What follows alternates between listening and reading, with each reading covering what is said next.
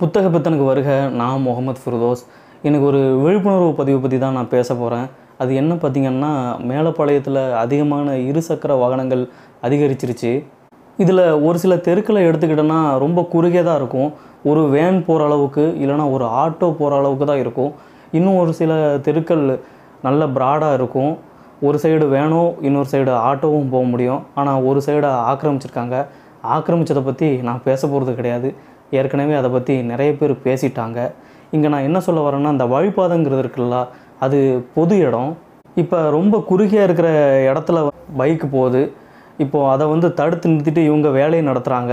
இங்கே நான் வேலைன்னு சொல்கிறது வீட்டு கன்ஸ்ட்ரக்ஷன் ஒர்க்கு, அப்புறம் வீட்டு விசேஷத்துக்கு வர இந்த குட்டி அணையில் இருந்து இறக்கி வைக்கிற சாமான்கள், இதையெல்லாம் தான். அப்படி இருக்கும்போது 2 பேரோட சைட்லேயும் ஒரு ஒத்துமை இருக்கணும். நீங்கள் 5 நிமிஷம் வெயிட் பண்ணுங்கள், நாங்கள் வேலையை முடிச்சுட்டு தான் வண்டி எடுப்போங்கிற மாதிரியான ஒரு ஹார்ஸான வார்த்தைகள்லாம் நல்லதில்லை. ஏன்னா அது சமூகத்துக்கு நல்லது கிடையாது. சமூகங்கிறது ஒன்றா போகிறது தான். ஏன்னா நீங்கள் வழிபாதையை மறைச்சிட்ருக்கீங்க, இன்னொரு ஆள் அந்த பாதை வழியாக போகணுன்னு இருக்காங்க. அவங்களுக்கு இதை விட முக்கியமான வேலைகள் எதுவும் இருக்கும். ஆனால் அதையெல்லாம் கவனத்தில் எடுக்காமல் உங்கள் வேலை தான் முக்கியங்கிற மாதிரியான இதில் ஈடுபடுறது தப்பான விஷயமாக நான் பார்க்குறேன். இது அதிகமாக நடந்துக்கிட்டு இருக்குது இங்கே. அதாவது ஒரு குறுகிய தெருவாக இருந்தால் கூட பிரச்சனை இல்லை. ஒரு சில தெருவில் இன்னொரு சைடு ஆக்கிரமிச்சிருக்காங்க. அந்த சைடில் உள்ள பைக்கையாவது ஓரமாக எடுத்துட்டோன்னா, இந்த பைக்கில் வரவங்க, இந்த ஃபேமிலி குடும்பஸ்தர்கள் கூட அந்த வழியாக போகலாம். அது கூட அவங்க முயற்சி எடுக்க மாட்டிருக்காங்க. இங்கே என்னென்னா, முழுக்க ஒரு பிரச்சனைக்குரியதாகவே போயிட்டுருக்கு. அடிதடி வரைக்கும் வந்துடும் போல் தெரியுது இந்த வழிபாதையினால். அதனால் நீங்கள் எந்த தெருக்காரராக இருந்தாலும் சரி, எந்த வீட்டுக்காரராக இருந்தாலும் சரி, தான் தெரு தான் அப்படிங்கிற இதில் இருந்து கொஞ்சம் விலகி சமூகத்தோடு கொஞ்சம் ஒன்றி இருக்க பாருங்கள். இங்கே எந்த தெருலையும் எந்த தெருக்காரனும் போகலாம். அதை கவனத்தில் வச்சுட்டு அவங்களுக்கு கொஞ்சம் உதவி பண்ண பாருங்கள். உங்களுக்கான வேலைகள் இருக்கட்டும், அதுக்கான வழிகளை மட்டும் விடுங்க, ஒரு பைக் போகிற அளவுக்காவது.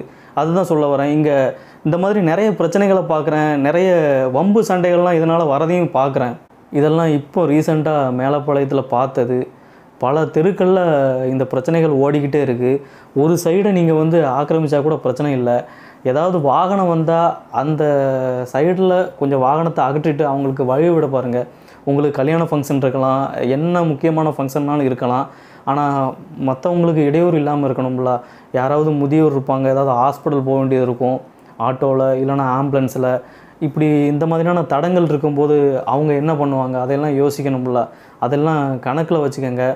உங்கள் தெரு தான், நீங்கள் பெரிய ஆட்கள் தான். ஆனால் என்ன, சமூகத்துக்கு உதவி பண்ணுங்கள், அதை தான் நான் சொல்கிறேன்.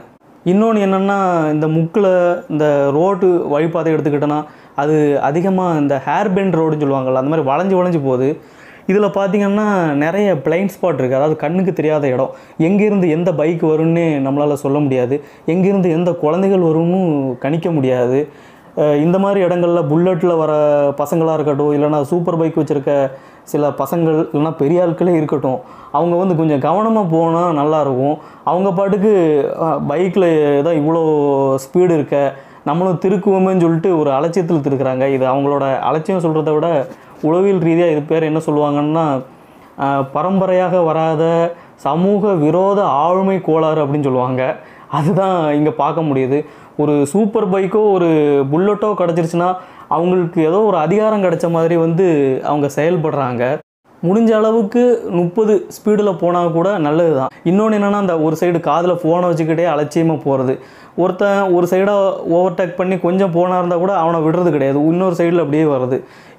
இன்னொரு முக்கியமான விஷயம் சொல்ல போனோன்னா, இந்த பெண்கள் ஸ்கூட்டி ஓட்டுறாங்க தெரியுமா, அதுலேயும் அவங்க கொஞ்சம் கவனம் இல்லாமல் தான் இருக்காங்க. கண்ணா பின்னான்னு வராங்க. எந்த வழியில் போகணும், எந்த சைடாக போகணும் கூட தெரியல. ரொம்ப அலட்சியமாக அவேர்னஸ் இல்லாமல் வராங்க. அதையும் அவங்க கவனத்தில் எடுத்துக்கணும். இந்த பிளைண்ட் ஸ்பாட்டுக்கு ஒரு சில தெருக்களை உதாரணம் சொல்லணும்னா, ஆசரான் தெரு, சப்பானி ஆலிம் தெரு, எக்கின் பிள்ளை தெரு, வடக்கு தைக்கா தெரு, தெற்கு தைக்கா தெரு, அதுக்கப்புறமா கொட்டிக்குளம் பஜாரு, இங்கெல்லாம் பார்த்திங்கன்னா நிறைய ஹேர்பின் ரோடுகள் இருக்கும். தெருக்களும் கண்ணா பின்னான்னா ஜாயிண்ட் ஆகுது. இங்கே குழந்தைகள், பெண்கள், முதியவர்கள், இல்லைனா வேறு ஏதாவது இருசக்கர வாகனம் எங்கேருந்து எப்படி வரும்னே சொல்ல முடியாது. அதெல்லாம் கவனத்தில் வச்சுட்டு, கணக்கில் வச்சுட்டு தான் நம்ம எவ்வளோ வேகத்தில் போகணுங்கிறதே முடிவெடுக்கணும். ஆனால் எனக்கு தான் நடந்துச்சு, அதனால் வந்து அதனால தான் வந்து இவன் இந்த மாதிரி அறிவுரை பண்ணுறான் அப்படிங்கிற மாதிரி நினைக்க வேண்டாம். ஒரு பொதுப்படையாக சொல்கிறது, எப்போவுமே ஒரு விழிப்புணர்வு பதிவு நான் போடுறது வழக்கம்.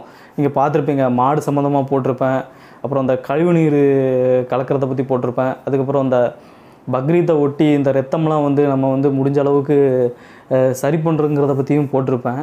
அதனால் தெரியப்படுத்துகிறேன். இங்கே வேறு ஒரு கொசு தொல்லை தாங்க முடியலை. சரி, வேறு ஒன்றும் இல்லை, உங்களிடமிருந்து விடைபெறுகிறேன். மறக்காமல் அந்த சப்ஸ்கிரைப் மட்டும் பண்ணிடுங்க. நன்றி.